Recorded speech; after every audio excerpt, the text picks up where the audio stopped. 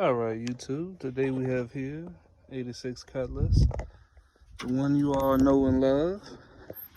I've actually got it loaded up on the trailer here.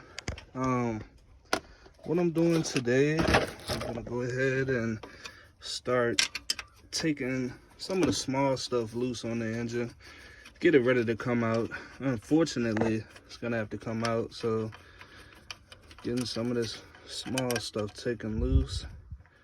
And we're gonna be pulling her out soon. That'll be probably in another video.